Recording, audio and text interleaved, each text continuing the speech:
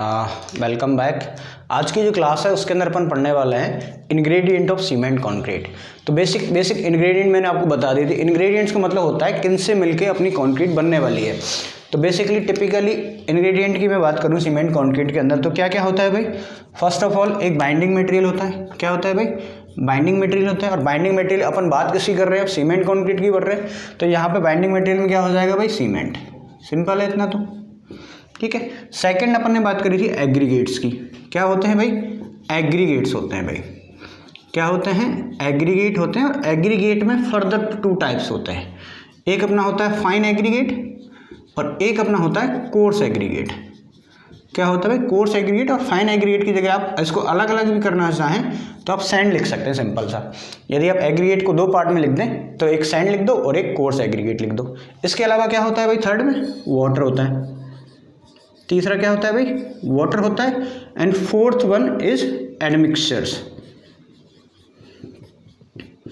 Admixtures, अब ये necessity नहीं है कि हर एक कंक्रीट के अंदर एडमिक्सचर्स मिल जाएं, लेकिन ये तीन चीज़ें तो हर एक कंक्रीट के अंतर्गत आपको मिलने वाली हैं, ठीक है। तो सीमेंट क्या है? सबसे मोस्ट इंपॉर्टेंट इंग्रेडिएंट है। क्या काम आता है? बाइंडिंग मटेरियल है, ठीक है। तो cement is the most common ingredient of concrete that is use as a binding material. इसकी यदि मैन्युफैक्चरिंग की बात करें कि कैसे इसको मैन्युफैक्चर किया जाता है, कितने टाइप्स के सीमेंट्स होते हैं, इसकी क्या क्या प्रॉपर्टीज़ हैं, हार्डन स्टेट में इसकी क्या एप्लीकेशंस हैं, इसको कैसे टेस्ट किया जाता है, ये सारी चीज़ें अपन सीमेंट वाले चैप्टर के अंदर पहले से ऑलरेडी डिस्कस कर चुके हैं। सीमेंट के बारे में पूरा पहला ही चैप्टर जो अपन ने पढ़ा था वो सीमेंट के बारे में पढ़ा था, ठीक है। सेकेंड बात कर लेते हैं अपन अब एग्रीगेट्स की, ठीक है। तो देखो बेसिकली एग्रीगेट की जब मैं बात कर रहा हूँ तो फाइन एंड कोर्स एग्रीगेट, दो टाइप के एग्रीगेट्स यहाँ पे अपने रहेंगे।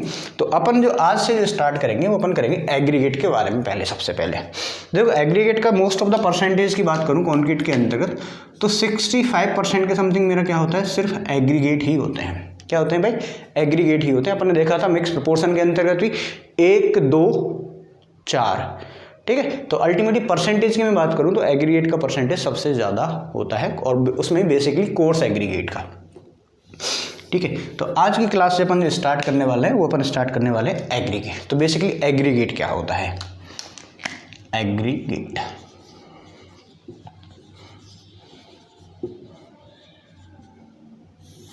ठीक है, क्योंकि सीमेंट वाले को अपन पहले ही चैप्टर के अंदर डिस्कस कर चुके हैं सीमेंट, तो उसके बारे में दोबारा से पढ़ने की तो कोई नेसेसिटी आई थिंक नहीं है, ठीक है। तो बेसिकली एग्रीगेट जो है वो एक फिलर मटेरियल है। किसकी तरह यूज़ किया जाता है? As a filler material use किया जाता है, क्योंकि बड़ी बड़ी जो यूनिट्स हैं, ठीक है। अब ऐसा तो है नहीं कि पूरी में सीमेंट और मोटार का ही बना दिया जाए, क्योंकि ना तो वो स्ट्रेंथ लेता है, ठीक है।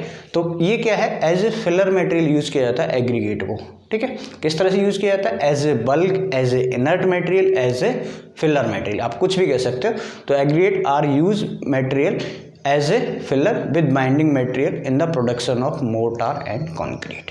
चाहे आप मोटार की बात करें तो देखो मोटार के अंदर क्या होता है? बेसिकली सीमेंट होता है एंड सैंड होता है, यानी कि फाइन एग्रीगेट ही होता है मोटार के अंतर्गत। मोटार के अंदर अपन कोर्स एग्रीगेट को कंसीडर नहीं करते हैं, ठीक है। यहाँ तक की बात क्लियर हो गई। जब कंक्रीट की बात कर लेते हैं तो कंक्रीट के अंदर अपना क्या होता है? कोर्स एग्रीगेट के साथ साथ में फाइन एग्रीगेट, दोनों ही एग्रीगेट को क्या कर दिया जाता है भाई? ऐड कर दिया जाता है। फिर बात करते हैं अपन ऑक्यूपेसी की कि भाई जो कोर्स एग्रीगेट है या फिर जो एग्रीगेट है वो एग्रीगेट कंक्रीट का 65 से लेकर 70% तक जो क्या लेता है? कवर करता है, खुद से ऑक्यूपाई करता है कंक्रीट के अंतर्गत, ठीक है। तो इसलिए जो कंसीडरेबल इम्पैक्ट है, ठीक है, किसके ऊपर? कंक्रीट की प्रॉपर्टीज़ के ऊपर वो इसका ज़्यादा होता है। क्यों होगा? क्योंकि 70% तो ये यूज़ कर रहे हैं अपन, ठीक है। तो इसकी ऑक्यूपेसी कितनी होगी? 65 से लेकर 70% तक इसकी ऑक्यूपेसी हो जाती है। फिर अपन बात करते हैं कि यदि ये एग्रीगेट है उनका, वैसे देखो यदि मैं बात करूँ केमिकल की तो केमिकली एग्रीगेट का कोई रोल नहीं होता है। क्यों नहीं होता है? क्योंकि कंक्रीट जब अपन बनाते हैं कंक्रीट के अंदर क्या होता है? सीमेंट होता है। सीमेंट क्या करता है? वाटर के साथ में रिएक्ट करता है। वाटर के रिएक्ट करने की जो प्रोसेस होती है उसको अपन क्या कह देते हैं? Hydration of cement. जब भी हाइड्रेशन होता है तो सीमेंट के अंदर जो अपने कंपाउंड्स होते हैं C3A, C3S और C2S, वो क्या करते हैं? वाटर के साथ रिएक्ट करते हैं और कैल्शियम हाइड्रोक्साइड बनाते हैं वहाँ से, ठीक है। और एक CSH जेल बनाते हैं, ठीक है। और वो जो जेल है वही क्या काम करता है? बाइंडिंग मटेरियल की तरह काम करता है। तो इसलिए जो कोर्स एग्रीगेट हैं वो क्या है, इनर्ट मटेरियल हैं। रिसर्च के अंतर्गत यही दिखाया गया है कि ये केमिकली कोई भी रिएक्शन नहीं करते हैं, ठीक है। बस इनके अंदर आपस में जो बॉन्ड बनता है वो किसकी वजह से बनता है, सीमेंट पेस्ट की वजह से बनता है। तो इतना कहानी यहाँ पे ख़त्म कर देते हैं अपन सिंपल सा। तो एग्रीगेट क्या है, सबसे पहले आप चाहो तो 2 लाइन लिख सकते हो एग्रीगेट के बारे में भी। तो aggregate basically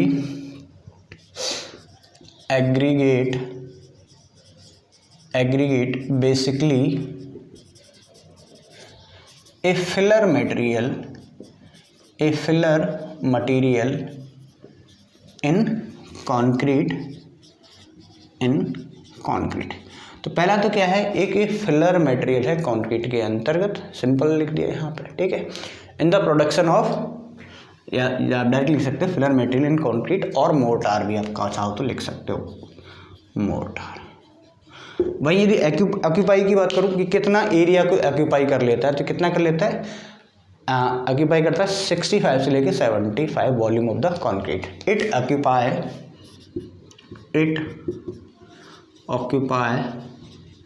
65 to 70% of volume of concrete, यानी कंक्रीट के वॉल्यूम का 65 से लेके 70% तक ये क्या कर लेता है, ऑक्यूपाई कर रहा है। तो इसलिए इसका इम्पैक्ट होता है कंक्रीट की स्ट्रेंथ पे अच्छा खासा, ठीक है।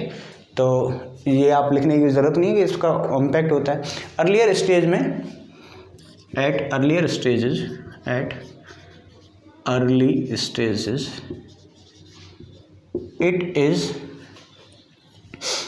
it is not react chemically with any ingredients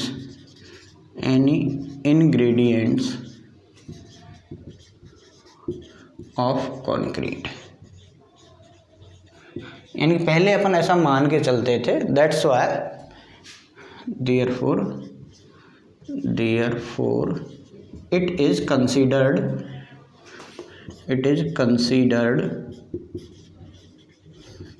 as inert material। इसलिए अपन इसको क्या है, इनर्ट मटेरियल कंसीडर कर लेते हैं, ठीक है।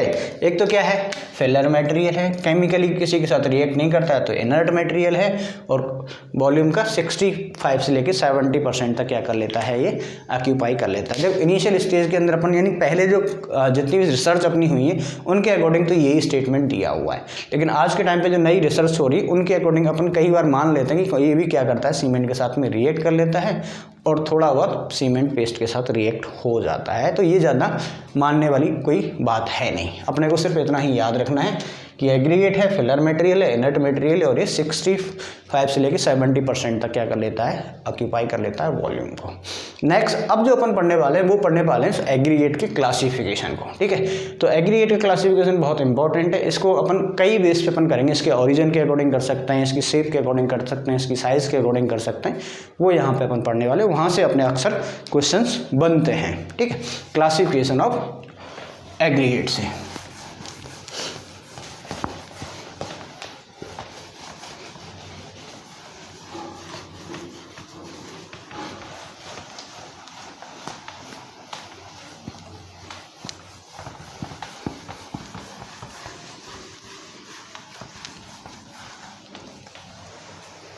ठीक है। तो पहले अपन बात करते हैं classification of aggregate.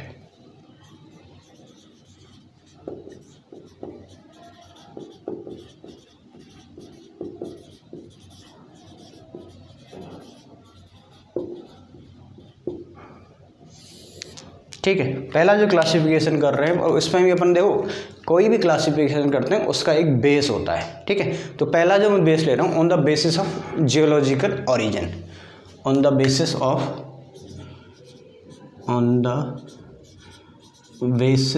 of geological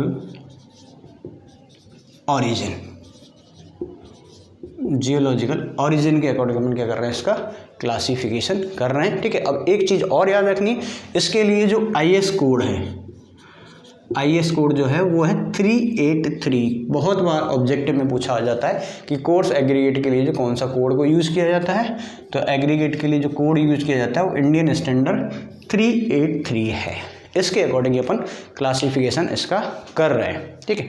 तो इसके अकॉर्डिंग जो क्लासिफिकेशन जो मेरा होगा वो दो तरह से होगा। एक तो होता है अपना नेचुरल एग्रीगेट, एक तो अपना क्या होता है भाई, नेचुरल एग्रीगेट।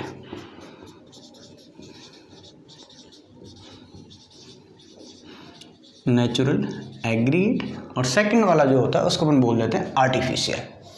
क्या बोल देते हैं भाई, आर्टिफिशियल, आर्टिफिशियल एग्रीगेट। अब देखो नेचुरल और आर्टिफिशियल के अंदर बेसिकली सबसे पहले समझते हैं कि नेचुरल एग्रीगेट क्या होता है और आर्टिफिशियल एग्रीगेट क्या होता है। तो नेचुरल एग्रीगेट की जब भी बात की जाती है, देखो अल्टीमेटली अपन बात किस पे कर रहे हैं कि बेस क्या है इसका, ओरिजिन का, जियोलॉजिकली इसका ओरिजिन कहाँ से हुआ है इस एग्रीगेट का, उसी के अकॉर्डिंग अपन इसको क्या किया है, क्लासीफाई किया हुआ है। तो नेचुरल एग्रीगेट का कहाँ से मिलेगा, अल्टीमेटली ये मिलेगा क्वेरिंग ऑफ इग्नियस रॉक। अब इग्नियस रॉक की अपन क्या करेंगे, निकाल लेंगे वहाँ से तोड़ के, इग्नियस रॉक हो चाहे सेडिमेंट्री रॉक हो चाहे मेटामॉर्फिक रॉक हो, उनसे यदि क्रशिंग करके यदि या फिर क्वेरिंग करके क्या करें भाई, सबसे पहले अपन क्या करते हैं, रॉक्स होती हैं, रॉक्स की क्वेरिंग करके अपन स्टोन निकालते हैं, और स्टोन की क्रशिंग करने के बाद में अपन क्या निकालते हैं, एग्रीगेट। बेसिकली रॉक क्या है, एक बड़ा पार्ट है, स्टोन क्या है उसका थोड़ा सा बल्कि पोर्शन है, और उसके भी यदि फर्दर क्रशिंग कर दी जाए, उसके और टुकड़े कर दिए जाते हैं, तो अपन को क्या मिलता है भाई, एग्रीगेट मिलता है बेसिकली। तो रॉक चाहे अपनी कोई सी भी हो, इग्नियस हो, सेडिमेंट्री हो और मेटामॉर्फिक हो, सिंपल सा है, ठीक है।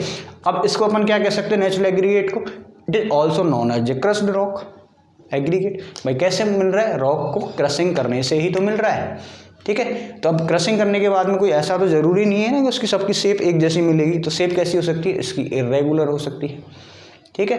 अब इर्रेगुलर शेप का एक फ़ायदा होता है कि इन एग्रीगेट के बीच में आपस में जो इंटरलॉकिंग क्या होती है, बहुत अच्छी होती है, यानी कि बॉन्ड बहुत अच्छा होता है, इसलिए इसको हाई कंप्रेसिव कंक्रीट स्ट्रेंथ के अंतर्गत इसको यूज किया जा सकता है, ठीक है। एग्जाम्पल की बात करें तो जो भी एग्रीगेट है जो कि गुड प्रॉपर्टी देते हैं अपने, ठीक है, उनको अपन यहाँ पे यूज़ कर लेंगे। सिंगल्स हो गए, ये सारे जो एग्रीगेट है वो क्या होते हैं, अपने नेचुरल एग्रीगेट होते हैं, ठीक है। नेक्स्ट होता है अपना आर्टिफिशियल एग्रीगेट की बात करी तो ब्रोकन ब्रिक्स, यानी आर्टिफिशियल मतलब क्या होता है, अपन ने बनाया है। आर्टिफिशियल मतलब क्या होता है, यही होता है ना भाई, एक तो होता है नेचुरल, एक होता है मैन मेड। तो इसके अंदर जैसे कोई ब्रिक्स है, यदि ब्रिक्स को अपन देखा होगा, ब्रिक्स के यदि बहुत ज़्यादा पक जाती है, ठीक है, यदि उसके क्या हो जाती है, जब अपन बर्निंग कर रहे हैं तो हाई टेम्परेचर बर्न हो जाती है, तो एक नीली पड़ जाती है अल्टीमेटली, है ना, एक ब्लू कलर की ब्रिक्स जाती है हार्ड, ठीक है, उसको अपन क्या बोलते हैं, क्लास 4th के अंदर वो आती है ओवरबर्न ब्रिक, ठीक है। तो उसके या तो टुकड़े कर ले, ठीक है, या फिर अपन नेचुरली ब्लास्ट फर्नेस स्लैग है उससे अपन बना लें एग्रीगेट, या फिर सिंथेटिक एग्रीगेट से अपन आर्टिफिशियल एग्रीगेट बना देते हैं, ठीक है। तो वो अपने क्या होते हैं, आर्टिफिशियल होते हैं। ये एज कम्पेयर टू उसके बजाय डेंस भी हो सकते हैं और स्ट्रॉन्ग एग्रीगेट भी हो सकते हैं, ठीक है। इनको कहाँ यूज़ किया जाता है, मेनली इनको प्री कास्ट कॉन्क्रीट जो होती है, जो भी प्रोडक्ट होते हैं उनके लिए वहाँ बनाए जाते हैं। इनकी अब देखो एज कम्पेयर टू स्टोन की ब्रिक की क्या होती है, फायर रेजिस्टिंग प्रॉपर्टी अच्छी होती है, ठीक है। तो ये क्या होंगे, मोर फायर रेजिस्टिंग हो जाएंगे, ठीक है। एक इसके अलावा क्या हो जाएगा, अब ये जो फायर रेजिस्टिंग तो हुए, लेकिन इसके अंदर क्या होंगे, पोरस होंगे। भाई ब्रिक क्या होती है, एज कम्पेयर टू स्टोन के ज़्यादा पोरस होती है। अब पोरस रहेगी तो इससे क्या होगा, कोरोजन की समस्या रहेगी, ठीक है। तो रेनफोर्समेंट है उसके अंदर कोरोजन हो सकता है, और क्यों हो सकता है, क्योंकि अल्टीमेटली जो ब्लास्ट फर्नेस स्लैग है उसके अंदर सल्फर भी होता है, ठीक है। तो सल्फर की कंटेंट होती है स्लैग के अंदर, इसलिए इसको वहाँ पर यूज़ नहीं कर सकते। बेसिकली आपको यही याद रखना है कि नेचुरल क्या होता है, आर्टिफिशियल क्या होता है। नेचुरल के अंदर क्या होगा, नेचुरल एग्रीगेट कहाँ से मिलेंगे, सबसे पहले यदि मैन्युफैक्चरिंग की बात करें तो natural aggregates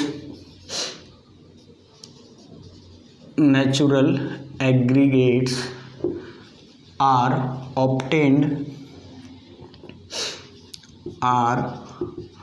obtained by crushing of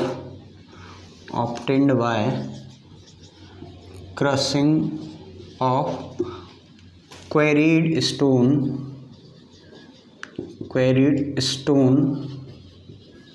found from igneous sedimentary and metamorphic rock, and metamorphic rock. ठीक है, यानी कहाँ से किया, क्रशिंग करी अपने किसकी, स्टोन की। स्टोन कहाँ से मिले, क्वेरी करके अपन ने कहाँ से लिए, इग्नियस सेडिमेंट्री और मेटामॉर्फिक रॉक से लिया। ठीक है, तो it is also known as crushed aggregate. Natural को अपन क्या कहते हैं, it is also known as crushed aggregate. इसको आप क्रस्ड एग्रीगेट कहते हैं। They have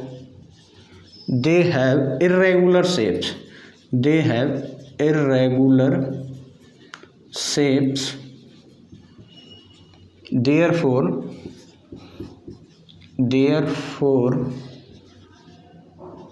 they have more interlocking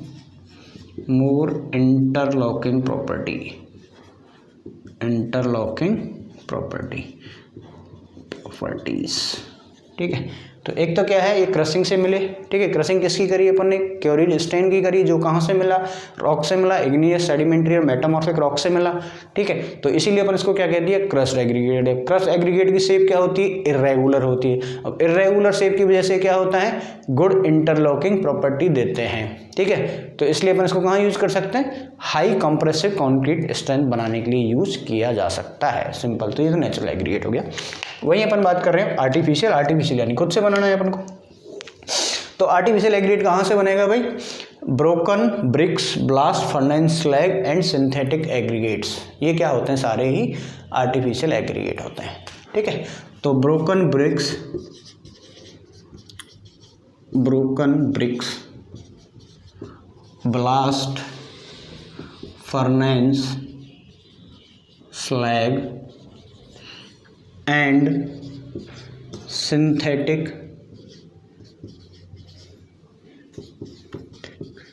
aggregates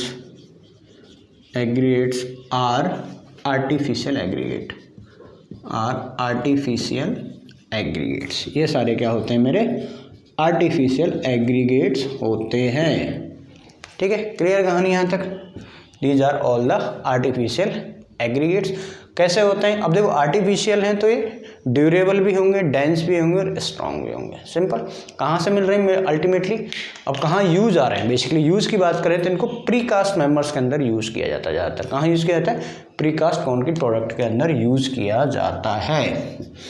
कहाँ यूज किया जाता है, प्रीकास्ट मेंबर्स के अंतर्गत। दे आर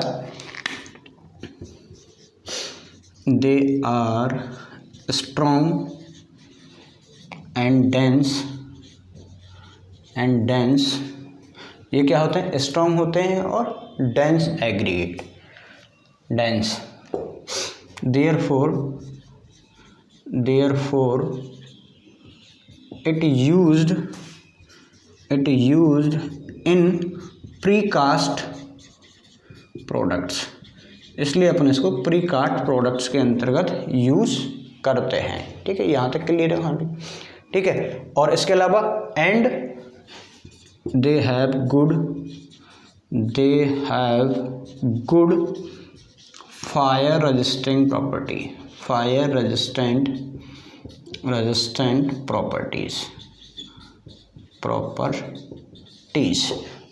प्रॉपर्टी भी इसकी क्या होती है, अच्छी होती है। बट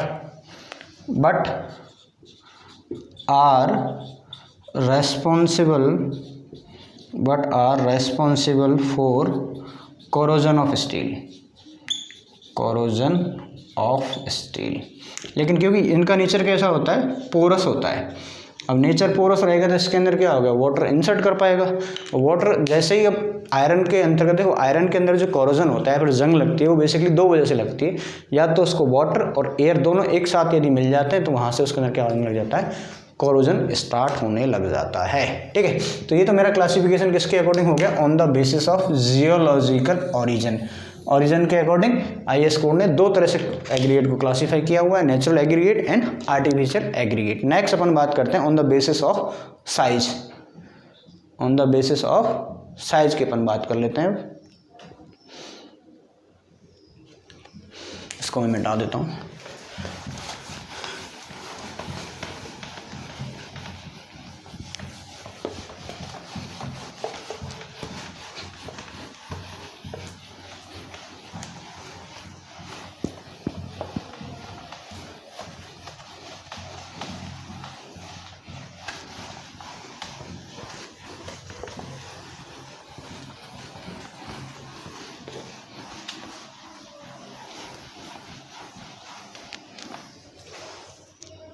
ठीक है, on the basis of size.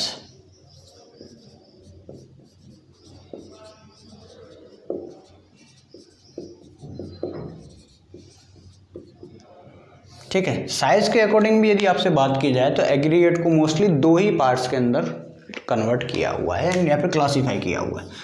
एक तो अपना क्या हो जाएगा भाई, coarse aggregate,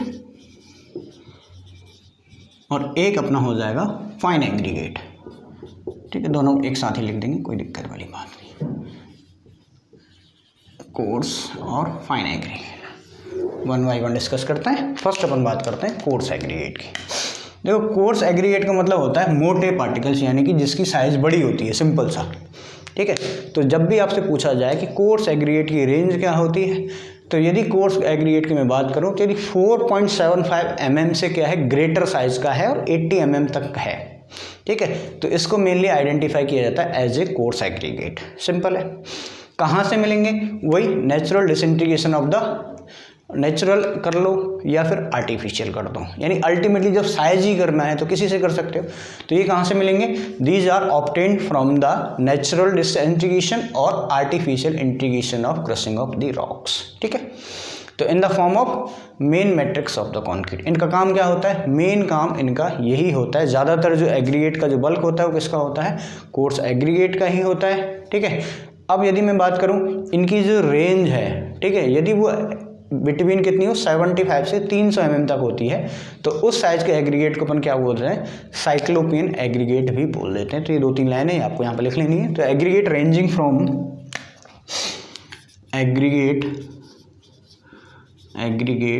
ranging from 4.75 mm to 80 mm, यानी इसकी जो रेंज है वो क्या होती है, 4.75 mm से लेकर 80 mm तक इसकी साइज होती है।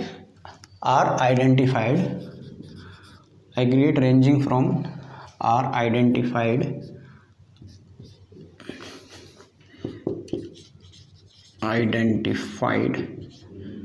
As coarse aggregate. यदि कोई भी एग्रीगेट है जिसकी साइज आपको क्या मिल जाए भाई, 4.75 से लेके 80 mm तक के बीच की मिल जाती है, तो उसको अपन क्या कह देंगे भाई, कोर्स एग्रीगेट है। सिंपल। ठीक है, कहाँ से मिलेंगे, they are obtained natural, they are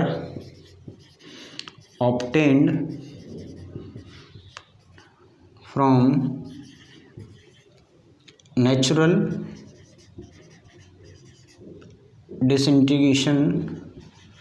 disintegration और आर्टिफिशियल डिसइंटीग्रेशन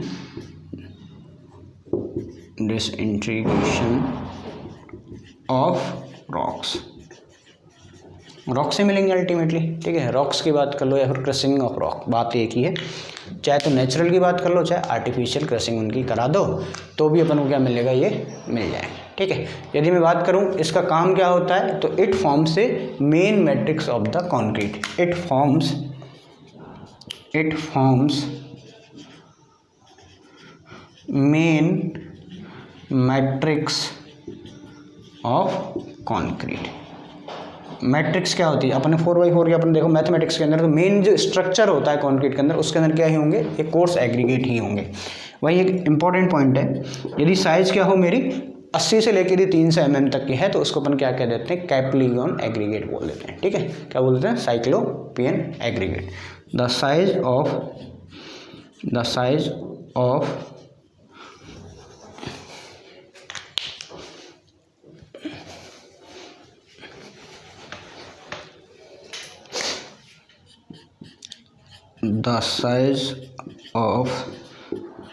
cyclopean aggregates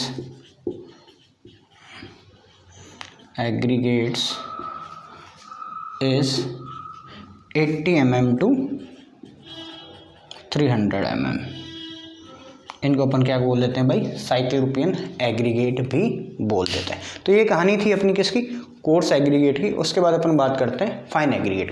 देखो अभी अपन ने पढ़ा कि जो मेन मैट्रिक्स है वो तो अपनी कोर्स एग्रीगेट ने बना दी है, लेकिन देखो अब कोर्स एग्रीगेट के अंदर डायरेक्टली यदि अपन बाइंडिंग मटेरियल बना दे देंगे तो क्या होगा, बहुत ज़्यादा या तो बाइंडिंग मटेरियल की रिक्वायरमेंट होगी और फिर भी उनके बीच में क्या रह जाएगा, स्पेस रह जाएगा, क्योंकि बड़े बड़े पार्टिकल्स के बीच में यदि सीमेंट का पेस्ट भी आपने डाल दिया तो फिर भी उनके बीच में क्या रह जाते हैं, वॉइड्स रह जाते हैं। तो इस वॉइड्स को फिल करने के लिए अपन क्या यूज़ करते हैं भाई, फाइन एग्रीगेट को यूज़ करते हैं। ठीक है, तो ऐसे जो एग्रीगेट हैं जो कि 4.5 mm की जो सीब है उससे तो क्या कर गए, पास कर गए, तो अल्टीमेटली उनकी साइज क्या हो गई, कम हो गई।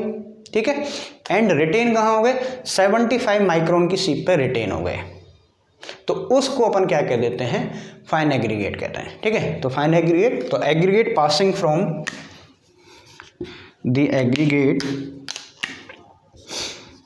द एग्रीगेट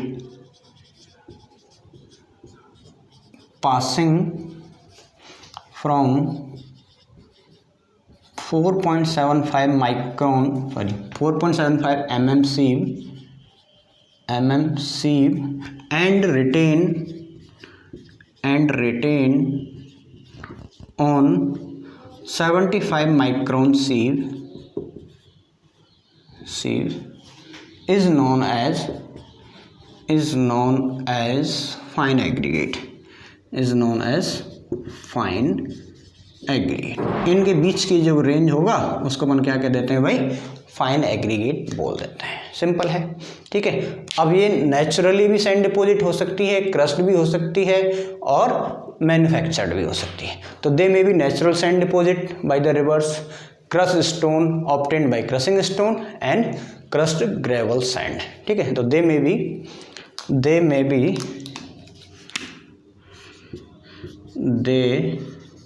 अब ये कैसे कैसे हो सकते हैं भाई, पहली कंडीशन की अपन बात करें तो ये नेचुरली क्या हो सकते हैं, सैंड डिपॉजिट हो सकते हैं। आपने देखा होगा कि जो सैंड होती है वो बेसिकली क्या हम कहाँ से मिलती है, रिवर के बेड से मिलती है। ठीक है, आपने देखा होगा बनास रिवर हो गई, ठीक है, गंगा रिवर हो गई, यानी पर्टिकुलर एरिया के अंतर्गत जब रिवर क्या होती है, रिवर के साथ में जो एग्रीगेट है वो फ्लो करते रहते हैं साथ में, और जहाँ पे भी कोई निचला एरिया होगा या फिर ट्रेंच पड़ेगा तो वहाँ पे वो क्या हो जाती है, जमा होती चली जाती है, डिपॉजिट होती चली जाती है। ठीक है, तो they may be natural sand deposits by rivers या तो रिवर्स के हो सकते हैं या फिर क्रस्ड स्टोन या फिर क्रस्ड सैंड कह सकते हैं, crushed sand by crushing of stone, by crushing of stones. या तो आपने स्टोन की क्रशिंग करके भाई आप क्रॉस स्टोन बना सकते हो, या फिर नेचुरल सैंड डिपॉजिट है उससे भी अपन क्या कर सकते हैं, नेचुरल सैंड को फाइंड कर सकते हैं। ठीक है, तो इनका काम क्या है, इनका काम होगा कि जो कोर्स एग्रीगेट के अंदर जो मैट्रिक्स फॉर्म हुई उसके अंदर क्या कर दें, बीच में फिलर का काम करें। ठीक है, तो it forms filler matrix in between coarse aggregate, it forms filler matrix form by coarse aggregate, यानी जितने भी कोर्स एग्रीगेट थे उनके बीच में क्या करके फिल करके उनको क्या कर देंगे, बढ़ा देंगे उसकी डेंसिटी को। ठीक है, तो good quality of fine aggregate कहाँ से मिलते हैं, ज़्यादातर अपन को रबर और रिवर से मिलते हैं। ठीक है, तो गुड क्वालिटी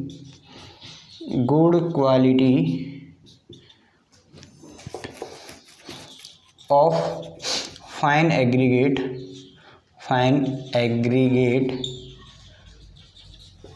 फाइंड फ्रॉम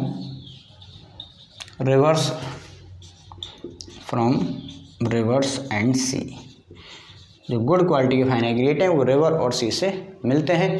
तो बेसिकली अपन बात करें यदि IS4 जो अपन ने कोड पढ़ा था उस कोड के अकॉर्डिंग जो फाइन एग्रीगेट है उसको 4 जोन के अंदर क्या किया हुआ है, डिस्ट्रीब्यूट किया हुआ है। ठीक है, तो आप चाहो तो लिख सकते हो एज पर IS, यहाँ लिख देता हूँ मैं,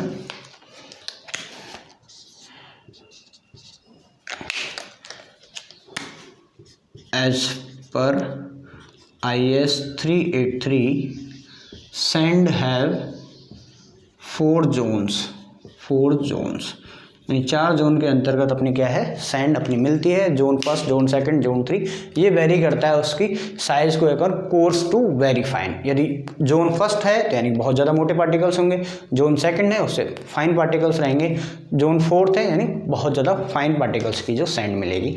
तो IS कोड ने इसको 4 जोन के अंदर क्लासीफाई किया गया है। वहीं यदि अपन स्टैंडर्ड सैंड की बात करें तो स्टैंडर्ड सैंड अपने को मिलती है जोन सेकंड से, और बेसिकली जो एक एरिया है इनोर सैंड है, ठीक है। इनोर सैंड को अपन क्या बोल देते हैं भाई, स्टैंडर्ड सैंड बोलते हैं, स्टैंडर्ड सैंड, यानी इनोर के अंदर जो सैंड मिलती है उसको अपन स्टैंडर्ड सैंड कह देते हैं। और ये अपनी लाई करती है जोन सेकंड के अंतर्गत, ये अपनी लाई करती है, ठीक है। तो ये तो अपना क्या हो गया, क्लासिफिकेशन हो गया अकॉर्डिंग टू साइज। अब हम बात करते हैं अब classification on the basis of shape, shape के अकॉर्डिंग भी एग्रीगेट को कैसे क्लासीफाई किया जाता है, ठीक है। तो वो मैं यहाँ पे इसको रफ कर देता हूँ। हाँ जी, अपन बात कर रहे हैं शेप के अकॉर्डिंग। देखो on the basis of shape, तो आपने देखा होगा बहुत सारे जो एग्रीगेट हैं उनकी जो शेप रहती है कैसी रहती है, राउंडेड रहती है। किसी के अंदर क्या होता है, इर्रेगुलर शेप होती है, किसी की एंगुलर होती है, किसी की फ्लैकी होती है। तो अपन इनको 1 बाय 1 डिस्कस करते हैं। जैसे पहले मैं बात करता हूँ राउंडेड एग्रीगेट की, ठीक है। राउंडेड एग्रीगेट फर्स्ट जो हो जाएगा अपना वो हो जाएगा राउंडेड एग्रीगेट। तो राउंडेड एग्रीगेट क्या होता है, जिसकी शेप कैसी रहेगी भाई, गोल गोल। राउंडेड का मतलब तो क्या होता है, स्फेरिकल, ठीक है। तो इनके अंतर्गत जो वॉइड होता है वो मिनिमम रहता है, ठीक है। Produce void about 32%। इसके अंदर जो वॉइड्स रहते हैं, वॉइड्स वो रहते हैं अप टू 32%, यानी कि यदि सारे एग्रीगेट को एक साथ ऐड कर दिया जाए फिर भी उनके बीच में क्या रह जाते हैं, 32% वॉइड्स रह ही जाते हैं। अब ये कहाँ से मिलेंगे राउंडेड एग्रीगेट, आपने देखा होगा कभी भी अपन रिवर की बात करते हैं तो रिवर या फिर सी सोर्स होते हैं, वहाँ पे क्या होता है पानी का लगातार कंटिन्यूसली फ्लो होता रहता है, और इसकी जो सरफेस जो होती है वो क्या होती है, एब्रेट होकर क्या रहती है, गोल होती हुई चली जाती है। तो बेसिकली कहाँ से ऑब्टेन होगा, रिवर और सी सोर्स। यदि अपन बात करें कहाँ से मिलेगा, तो दीज आर यूजुअली ऑब्टेन्ड, या फिर फाइंड कैसे भी कर सकते हो, ठीक है। They are usually obtained from river and sea source. These are usually obtained from river and sea source। River और सी सोर्स से अपन को क्या मिलते हैं, ये राउंड एग्रीगेट मिलते हैं, ठीक है। अब जैसा कि अपन को पता है कि इसका जो राउंड सरफेस होता है, अब राउंड सरफेस का आपने देखा होगा जितना स्फेरिकल पार्टिकल होता है, सेम में वॉल्यूम की आयतन की मैं बात करता हूँ तो राउंड यदि उसका है तो उसका सरफेस एरिया क्या होता है, मिनिमम होता है। चाहे अब जैसे ये एग्जाम्पल अपन नॉर्मली पढ़ते आए हैं कि बारिश की बूंदों का आकार गोलाकार क्यों होता है, क्योंकि उस कंडीशन में जो कोई भी मटेरियल वो ये चाहता है कि वो अपनी मिनिमम स्पेसिफिक एरिया वाली कंडीशन में रहे। तो सरफेस जो स्फेरिकल जो होता है उसका क्या होता है, सरफेस एरिया क्या होता है, मिनिमम होता है, ठीक है। तो they have minimum ratio of surface area of volume. तो इसकी वजह से सीमेंट की और वाटर की जो रिक्वायरमेंट होती है वो क्या होती है, मिनिमम होती है, एक डिजायरेबल वर्केबिलिटी को फाइंड आउट करने के लिए, ठीक है। तो आप लिख सकते हैं they have minimum surface area, they have minimum surface area so required minimum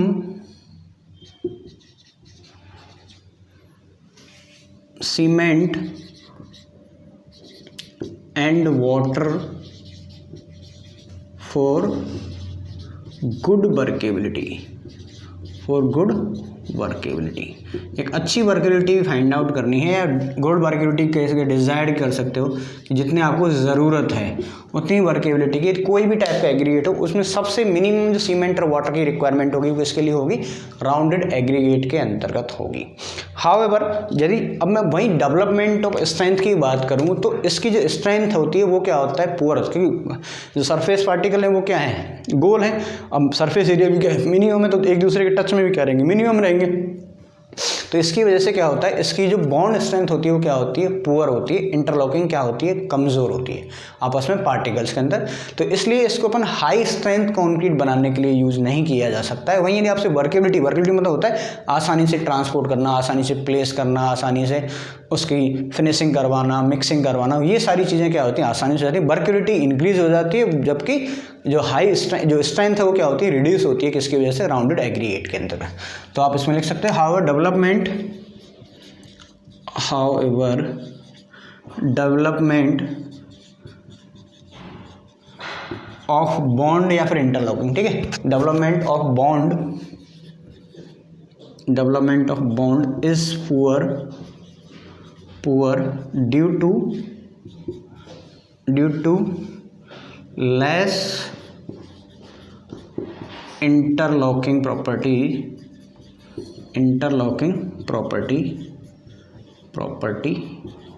hence not suitable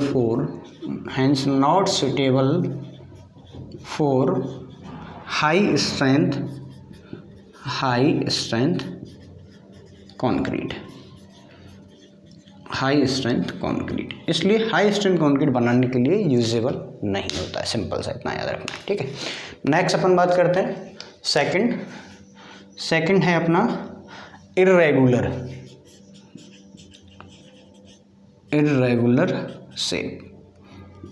aggregate लिख देते हैं पहले तो। अब इर्रेगुलर का मतलब क्या हो गया भाई, जिसकी कोई साइज फिक्स ही नहीं है, ठीक है। तो इर्रेगुलर में जो वॉइड होते हैं, वॉइड प्रोड्यूस्ड 36% के समथिंग इसके अंदर क्या होते हैं भाई, वॉइड्स होते हैं। तो इसके अंदर देखो शेप कैसी इर्रेगुलर है, तो इसका मतलब क्या होगा, सरफेस एरिया ज़्यादा हो जाएगा। सरफेस एरिया ज़्यादा होगा तो इसके लिए क्या होगा, सीमेंट पेस्ट की रिक्वायरमेंट ज़्यादा रहेगी, ठीक है। अब इसकी जो क्या है शेप भी क्या है, इर्रेगुलर है, इसलिए इनके बीच में जो बॉन्ड है वो क्या हो जाएगा, अच्छा हो जाएगा। तो ऑर्डिनरी कंक्रीट बनाने के लिए ये सुटेबल होता है, ठीक है। तो ड्यू टू, इसमें आप चाहो तो लिख सकते हो कि ड्यू टू क्या, कैसी शेप है भाई, इर्रेगुलर है, ठीक है। तो it requires more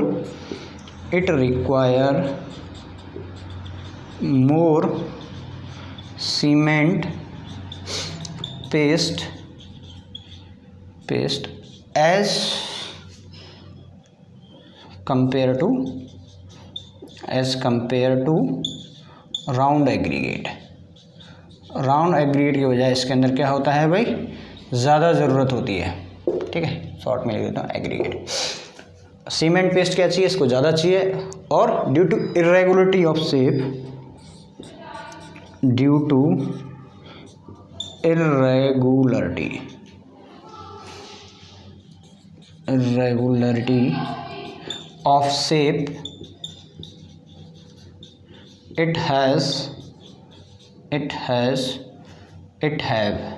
it have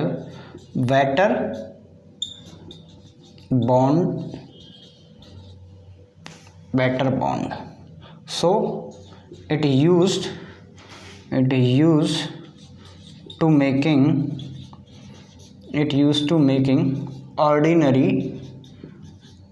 ordinary concrete। तो इसलिए इसको ऑर्डिनरी कंक्रीट बनाने के लिए यूज़ कर लिया जाता है, ठीक है। तो ये अपना क्या हो गया, नेक्स्ट हो गया इर्रेगुलर शेप का। नेक्स्ट अपन बात करते हैं एंगुलर या फिर क्यूबिकल एग्रीगेट, ठीक है। ये इंपॉर्टेंट है, एंगुलर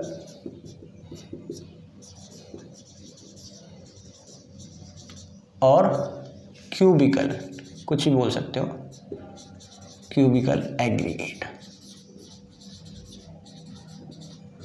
ठीक है। इसके अंतर्गत यदि मैं वॉइड्स की बात करूं तो वॉइड्स इसके अंदर क्या होते हैं, वेरी करते हैं अपने 40 से लेके, ठीक है। तो आप लिख सकते हो वॉइड्स अप्रॉक्स 40%।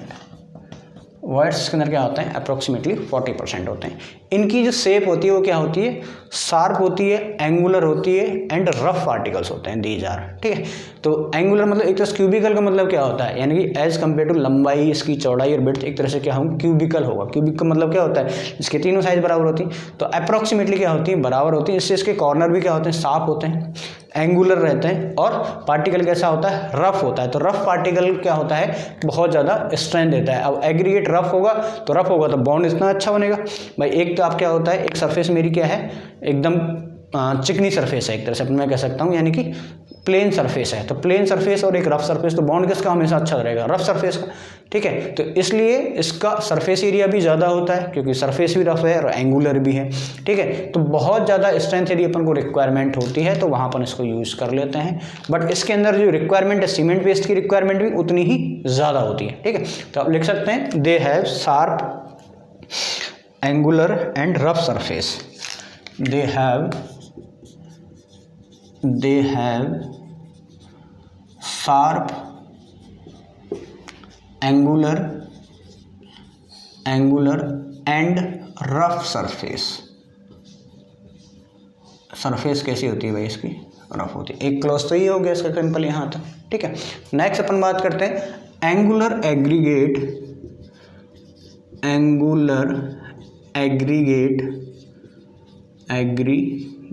अब एंगुलर एग्रीगेट क्या होता है भाई, अभी बताया था क्या होता है, बहुत ज़्यादा बॉन्ड इसका अच्छा बनता है इनके अंदर, ठीक है। तो aggregate provide very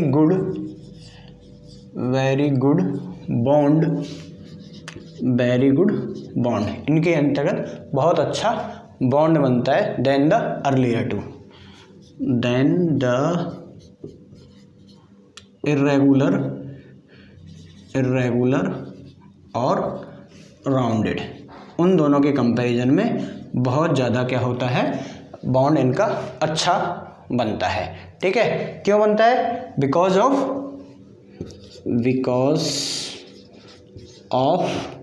higher surface area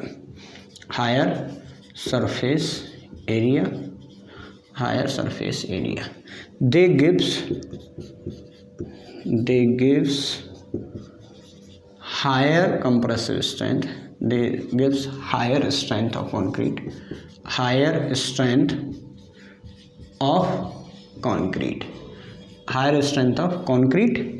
and या फिर बट लिखो सी, ठीक है, बट रिक्वायर्स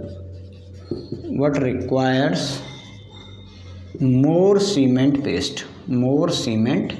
पेस्ट, लेकिन इसके अंतर्गत सीमेंट पेस्ट की वैल्यू भी क्या चाहिए भाई, ज़्यादा चाहिए, क्योंकि सरफेस एरिया ज़्यादा है, सरफेस भी रफ है, तो इसलिए सीमेंट पेस्ट की रिक्वायरमेंट भी मेरी क्या होती है, इसके अंतर्गत ज़्यादा होती है उन दोनों के कंपैरिजन के अंतर्गत, ठीक है।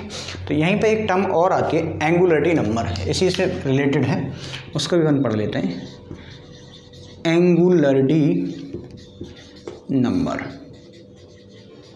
तो बेसिकली देखो एंगुलरिटी नंबर क्या होता है, अपन ने अभी देख रहे हैं अपन कि जो राउंडेड एग्रीगेट है उसके अंतर्गत जो वॉइड्स हैं वो 32% है, ठीक है। वहीं अपन ने बात करी इर्रेगुलर के अंदर 36% है और एंगुलर के अंतर्गत 40% है। तो अल्टीमेटली ये देखा जा रहा है कि जो अपन मिनिमम जो कर सकते हैं, ठीक है, परसेंटेज ऑफ वॉइड्स की है वो कितना एक्सेस में है as compare to round aggregate, तो वो टर्म क्या कहलाती है मेरी, एंगुलरिटी नंबर कहलाती है, ठीक है। तो एंगुलरिटी नंबर क्या है, it is measured the percentage of voids in excess of rounded aggregate, ठीक है। और मैक्सिमम यदि जो एग्रीगेट की बात करूं तो मैक्सिमम वॉइड्स कितने हो सकते हैं भाई, वो अपने हो सकते हैं 47%, यानी अल्टीमेटली एंगुलरिटी नंबर की जो रेंज है वो वेरी करती है कहाँ से लेके 0 से 1 तक। यदि राउंडेड एग्रीगेट है तो एंगुलरिटी नंबर कितना हो जाएगा मेरा 0, ठीक है। तो वॉइड कंटेंट्स कितना हो जाएगा उसके अंदर 33%, 32 से 33% होता है, तो एंगुलरिटी नंबर सच नंबर क्या कर 0 कंसीडर कर लिया जाए। अब यदि एग्रीगेट के अंदर जो वॉइड्स की जो रेशियो है वो क्या 44% हो गया, तो क्या किया जाएगा, number of such aggregate consider it is 11, ठीक है। तो अब एंगुलरिटी नंबर क्या है, it is measured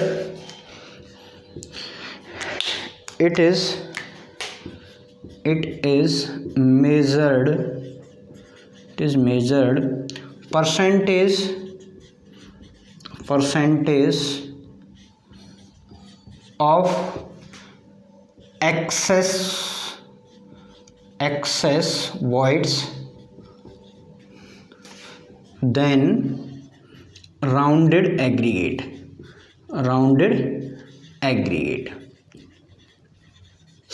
rounded aggregate के कितनी ज़्यादा परसेंटेज इसके अंदर वॉइड्स हैं, ठीक है। तो it's varies from 0 to 1, sorry 0 से 11, ये वैल्यू कहाँ करती है, एंगुलरिटी नंबर की वैल्यू कहाँ से करती है, 0 से लेके 11 तक होती है। For rounded aggregate, for rounded aggregate it is 0। Rounded aggregate के लिए क्या होती है, ये 0 होती है अप टू 33% या फिर 33 कर लो। तो यदि किसी वॉइड्स के अपने कितने हैं, if voids is 33%, then angularity number is 0। और इफ़ 40% है तो देन एंगुलरिटी नंबर कितना हो जाएगा मेरा, 11। बस ये चीज़ आपको यहाँ पे याद रखनी है, एंगुलरिटी नंबर क्या होता है, ठीक है। तो एंगुलरिटी नंबर क्या होता है, it is the basically excess of voids to rounded aggregate. Rounded aggregate in the 33% है, उससे कितने ज़्यादा परसेंटेज उसके अंदर वॉइड्स हैं, तो उसको अपन एंगुलरिटी नंबर से डिफाइन कर देते हैं। इसकी वैल्यू कहाँ से कहाँ तक लाई करती है, 0 से 11 तक लाई करती है। राउंडेड एग्रीगेट के लिए एंगुलरिटी नंबर की वैल्यू 0 होती है और 33% इसके अंदर वॉइड्स हैं उसकी 0 हो जाएगी। और यदि किसी के अंदर वॉइड्स यदि 44% है तो उसके अंदर मैक्सिमम वॉइड्स होंगे, एंगुलरिटी नंबर 11 तक ही डिफाइन किया गया है, ठीक है। तो नेक्स्ट अपना आता है फोर्थ, ये 3 अपना इरेगुलर क्यूबिकल हो गया था ना। फोर्थ में बात करता हूँ अब फ्लैकीनेस या फिर एलैंगुएटेड एग्रीगेट, ठीक है। फोर्थ अपना आ जाएगा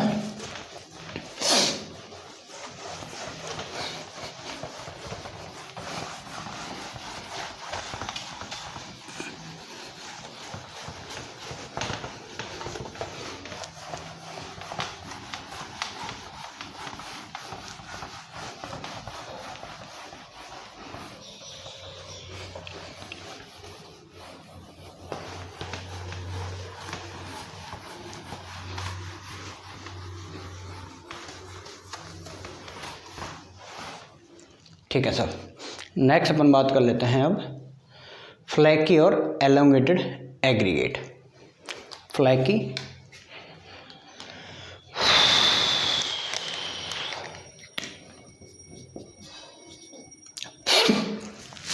नेक्स्ट अपना क्या हो गया, फ्लैकी एंड एलोंगेटेड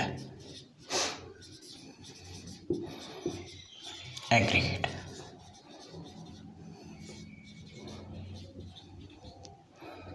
देखो फ्लैकी और एलोंगेटेड एग्रीगेट क्या होते हैं, दोनों का ही जो कॉन्क्रीट की प्रॉपर्टी पे बहुत ज़्यादा नेगेटिव इम्पैक्ट होता है। इनका क्या होता है, नेगेटिव इम्पैक्ट होता है, चाहे फ्लैकी हो चाहे एलोंगेटेड हो। अब देखो एग्रीगेट के अंदर अपन 3 डायमेंशन की बात करते हैं, एक लंबाई होगी, इसकी एक विड्थ होगी और एक क्या होगी, थिकनेस होगी। क्या होगी, थिकनेस होगी। तो यदि मैं बात करूँ लीस्ट लैटरल डायमेंशन, ठीक है, लीस्ट लेस क्या होगी भाई, जो सबसे कम है उसको अपन क्या कह देते हैं, लीस्ट लैटरल डायमेंशन, ठीक है। तो फ्लैकी एग्रीगेट के अंदर जो उसको अपन कहेंगे थिकनेस, वो क्या है, should be less than 0.6 times of the mean dimension of test is not applicable for 4.63 mm। खत्म यहाँ तक। अब लिख लेते हैं, मैं क्या बताना चाह रहा हूँ आपको, समझिए पहले समझिए भाई। ये कि कोई कोर्स एग्रीगेट है, ठीक है, ये कोई एग्रीगेट मैंने बनाया है, आपको 2D में दिख रहा है, ठीक है। तो एक तो इसकी लंबाई होगी ना कुछ, मान ली एक इसकी विड्थ होगी, ये L हो गया, ये विड्थ हो गया, और एक इसकी क्या होगी, थोड़ी सी थिकनेस भी होगी। क्या होगी भाई, थिकनेस भी होगी, यानी कि मोटाई भी होगी। तो यदि इसकी लीस्ट लैटरल डायमेंशन जो है, ठीक है, वो क्या हो, मीन डायमेंशंस के 0.6 से भी क्या हो, कम हो, तो वो मेरा एग्रीगेट क्या होता है, फ्लैकी क्या होता है, एग्रीगेट होता है, ठीक है। अब इसके अपन टेस्टिंग करते हैं, इसके एलोंगेशन और फ्लैकीनेस इंडेक्स, वो अपन आगे डिस्कस करेंगे आगे की चीज़ के अंतर्गत, ठीक है। तो सबसे पहले तो ये फ्लैकी हो गया, एक अपने बताया एलोंगेटेड। तो एलोंगेटेड के अंदर मतलब क्या हो गया, एलोंगेटेड मतलब होता है लंबा, ठीक है, यानी जिसकी जो लंबाई है वो लंबाई क्या हो, यदि मीन डायमेंशन से उसकी 1.8 से ज़्यादा हो, तो वो मेरा क्या कहता है, एलोंगेटेड एग्रीगेट कहलाता है। और ये दोनों ही टेस्ट अपन कब कर सकते हैं, यदि मेरे एग्रीगेट की जो साइज़ है वो 6.3 mm से ज़्यादा हो, उसी केस के अंदर अपन कर सकते हैं। और कोई भी यदि कॉन्क्रीट अपन मिक्स कर रहे हैं तो उसके अंतर्गत इन दोनों का ही परसेंटेज बहुत कम होना चाहिए, 10% से ज़्यादा नहीं होना चाहिए, अदरवाइज ऐसे एग्रीगेट को यूज़ ही मत करो। ठीक है, तो सिंपल सी ये कहानी है, इसमें लिख लेते हैं अपन सीधा ही कि जो दोनों ही हैं फ्लैकी और एलोंगेटेड, दोनों की एक एक लाइन लिख देंगे, वहीं से काम क्लियर हो जाएगा अपना।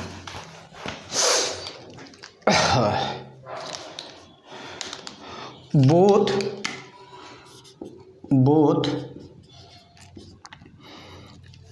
the shape of aggregate have adverse effect on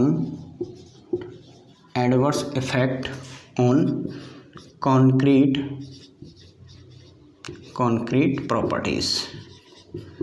properties, यानी कि दोनों की ही प्रेजेंस क्या करती है, नेगेटिव इम्पैक्ट डालती है अपनी कंक्रीट की प्रॉपर्टीज़ के अंतर्गत। वहीं यदि मैं बात करूं फ्लैकी की और एलोंगेटेड की, ये क्या क्या होता है, तो if the least lateral dimension,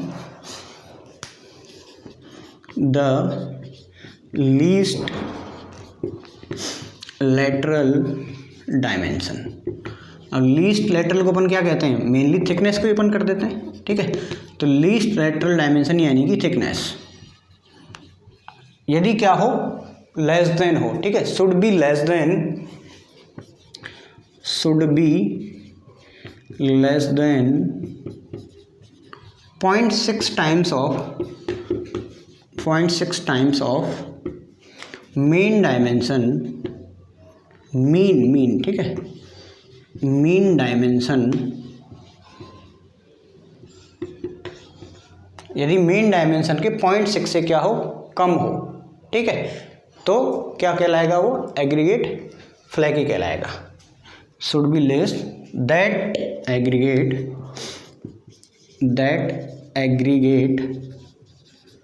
known as flaky aggregate, तो उस एग्रीगेट को क्या कहा जाएगा भाई, फ्लैकी एग्रीगेट कहा जाएगा। ठीक है, नेक्स्ट अपन लिख देते हैं elongated aggregate. If the length of aggregate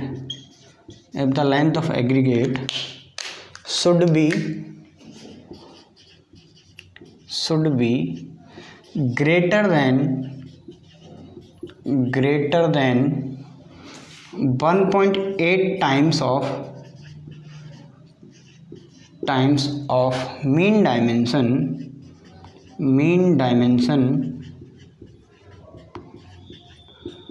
that aggregate is known as elongated aggregate. ठीक है, और इसके लिए जो टेस्ट किया जाता है, इंडेक्स, फ्लैकीनेस इंडेक्स और एलोंगेटेड इंडेक्स जो निकाले जाते हैं, वो तभी निकाले जा सकते हैं जब इनकी जो साइज है 6.3 mm से कम ना हो। तो this test is not applicable,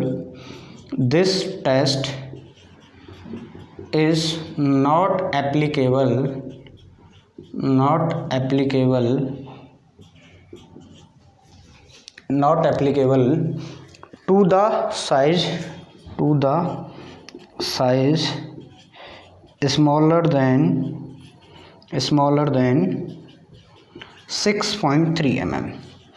तो 6.3 mm से यदि साइज कम है तो उस एग्रीगेट के लिए ये टेस्ट कैरिड आउट नहीं किया जाता है। ठीक है, तो ये क्लियर हो गया। तो अब इसके लिए क्या करना है अपन को, यदि आपको फिर भी एग्रीगेट को यूज़ करना है तो अपन को क्या करना पड़ेगा, इसको रिमूव करना पड़ेगा, फ्लैकी और एलोंगेटेड एग्रीगेट को उन एग्रीगेट की कंटेंट में से निकालना पड़ेगा। ठीक है, नेक्स्ट जो अपना क्लासिफिकेशन आता है वो अपना आता है classification based on unit weight, classification based on unit weight.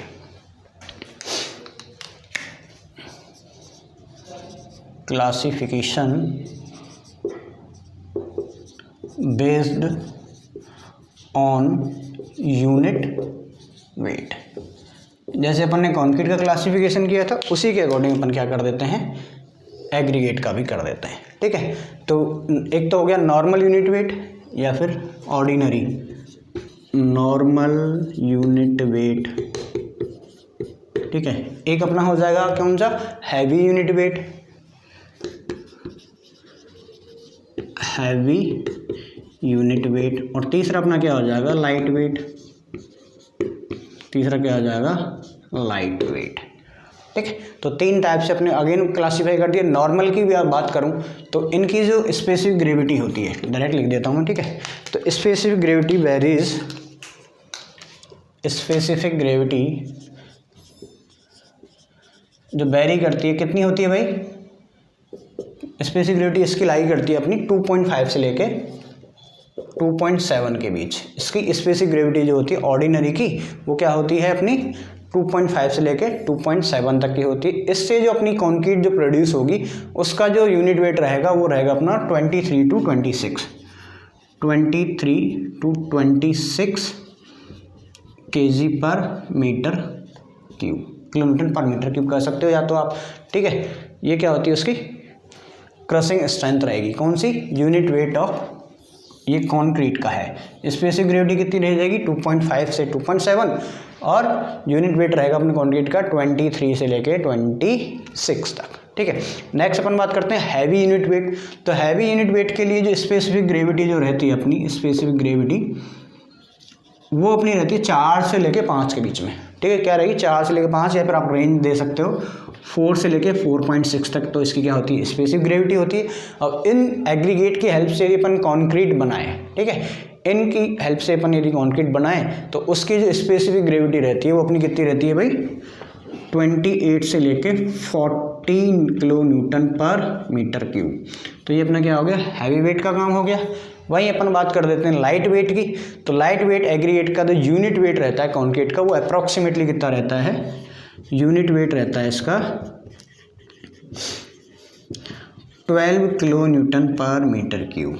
ठीक है, 12 किलो न्यूटन पर मीटर क्यूब तक इसका क्या रहता है भाई, यूनिट वेट रहता है। यदि एग्जांपल की बात करें तो नॉर्मल में तो अपने क्या आ जाएंगे भाई, वही नॉर्मल जो एग्रीगेट है, ग्रेनाइट आ गया, ये आ गया। ठीक है, यदि हैवी वेट की बात करूं तो हैवी वेट के अंदर जो आता है वो क्या आता है, फेरोफॉस्फोरस आ जाएगा, जियोथिक आ जाएगा, हेमेटाइट आ जाएगा, लिमिनाइट हो जाएगा। ठीक है, तो ये कुछ एग्जाम्पल हैं जो हैवी एग्रीगेट होते हैं। वहीं यदि मैं लाइट वेट की बात करूँ तो लाइट वेट के अंदर क्या आएगा, डिएटोमाइट आएगा, प्यूमिस आएगा, वॉल्केनिक सिंडर्स आएंगे, सिंटर्स आ जाएंगे, ब्लास्ट फर्नेस आ जाएगा। तो ये किसके अंदर आते हैं, लाइट वेट के अंतर्गत आते हैं। ठीक है, तो ये बेसिकली ये इसका क्लासिफिकेशन था कोर्स एग्रीगेट का। उसके बारे में आगे प्रॉपर्टीज़ के बारे में पढ़ेंगे, कोर एग्रीगेट की प्रॉपर्टीज़ के बारे में अपन आगे नेक्स्ट क्लास के अंदर पढ़ने वाले हैं। आज की क्लास के अंदर इतना ही, थैंक यू।